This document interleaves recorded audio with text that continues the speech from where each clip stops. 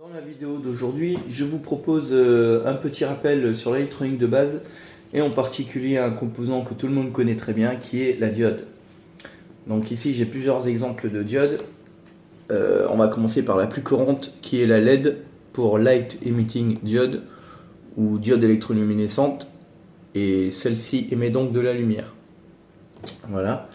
Ensuite, qu'est-ce qu'on a comme diode? On peut avoir la diode de redressement, essentiellement utilisée dans les ponts de diode pour redresser du courant alternatif et le transformer en courant continu. Voilà. Ensuite, on peut avoir ici comme exemple la diode à émission infrarouge. Donc elle va émettre de la lumière infrarouge et elle est essentiellement utilisée dans les télécommandes, par exemple, ou tout système de communication par infrarouge. Voilà. Et puis j'ai aussi ici une diode CMS pour composants montés en surface. Très petite diode, notamment intégrée dans les téléphones portables et qui est très puissante par contre. Et ici elle est montée sur son support. Voilà. Donc comme tout le monde le sait, le petit rappel que je souhaite faire aujourd'hui, c'est au niveau du sens de montage de la diode. Voilà, on sait que dans un sens elle est passante et dans l'autre elle est bloquée. Et puis si on se trompe de sens de montage, ça va pas fonctionner. Voilà. Donc au départ, lorsqu'on achète une diode, en général on achète plusieurs diodes par dizaines. Donc, mais au départ, on l'a comme ceci. Donc ça c'est une diode qui est toute neuve, une diode infrarouge. Et on voit bien ici qu'il y a une électrode qui est plus longue que l'autre. Et là, on a une information comme quoi donc l'électrode la plus longue, c'est le côté positif, et l'électrode la plus petite, c'est le côté négatif. Ensuite, on a une deuxième méthode pour pouvoir repérer le côté négatif et le côté positif. On a un méplat ici. Si on regarde vu de dessus, on voit ici le côté plat, donc qui indique le côté négatif, et si on la remet sur le côté, on voit bien que c'est bien le côté négatif. Voilà, donc ça c'est les deux méthodes on va dire de base pour repérer le sens de montage. Ensuite il y a une méthode particulière qui sert beaucoup en général lorsqu'on a déjà coupé les électrodes de la diode, comme ici là, sur cette diode là on a déjà coupé les électrodes mais avant de la monter, donc c'est une petite erreur, on n'a pas eu fait de repère, et en plus cette diode là elle n'a pas de méplat sur le boîtier, elle n'a pas de méplat.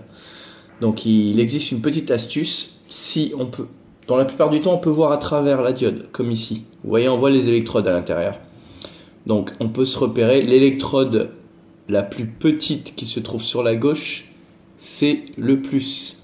Et l'électrode la plus grosse, c'est le moins. Donc voilà, là on peut quand même repérer le sens de montage de la diode avec cette astuce. Donc c'est très pratique lorsqu'on a déjà coupé les électrodes. Voilà. Ensuite, donc la méthode vraiment que tout le monde utilise, que tous les professionnels utilisent pour faire un test de diode, donc pour connaître le sens de montage et pour voir si la diode elle est détériorée ou pas, c'est avec le multimètre. Donc ici j'ai un multimètre d'électrotechnicien, donc avec la pince ampère-métrique notamment. Il y a un position test de diode, donc je me mets sur test de diode, donc c'est là où il y a le test ohmmètre, le test de continuité et le test de diode, et ensuite je me mets sur mode diode.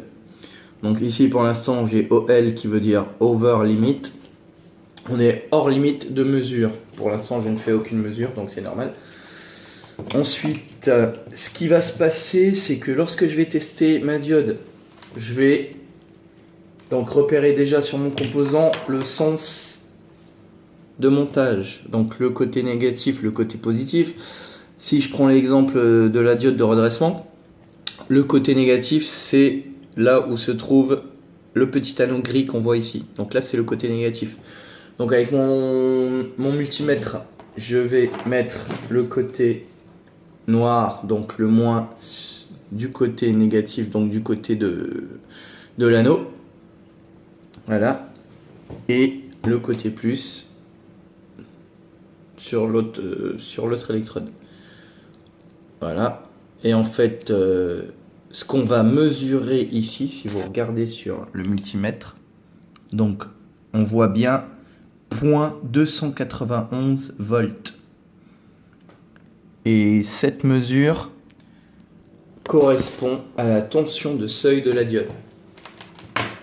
Donc la tension de seuil de ma diode de redressement ici présente est de 290 millivolts. Ce qu'il faut savoir sur la mesure avec un multimètre, c'est que le multimètre, lui, il a une valeur maximale à laquelle il va pouvoir mesurer la tension de seuil. Donc les multimètres en général sont limités à 1 volt. Une diode qui a une tension de seuil de 1 volt 2 par exemple ou 1 volt 1, ben, on va pas pouvoir déterminer sa tension de seuil, et donc on va même pas avoir de réaction du multimètre dans un sens ou dans l'autre. Et ce qui peut nous induire en erreur, on pourrait croire que la diode elle est détériorée, puisque dans un sens ou dans l'autre on n'a aucune information, alors qu'on s'attend à avoir dans un sens une information de tension de seuil atteinte, et dans l'autre, ben, aucune information, over limit OL. Alors que si je prends une diode, par exemple ici de 3 volts, sa tension de seuil elle est autour de 2 volts 5. Donc je ne vais pas pouvoir mesurer la tension de seuil, et donc je ne vais pas pouvoir ni déterminer le sens de montage de ma diode, ni déterminer si elle est hors service ou pas. À savoir, on ne le dit pas souvent, mais les multimètres sont limités à 1 volt en tension de seuil, en mesure de tension de seuil. Voilà, donc c'était un petit rappel sur ce composant que tout le monde connaît très bien, mais oui, il a encore ses petits secrets. Voilà, ben, à bientôt pour de nouvelles vidéos, et puis passez une bonne soirée.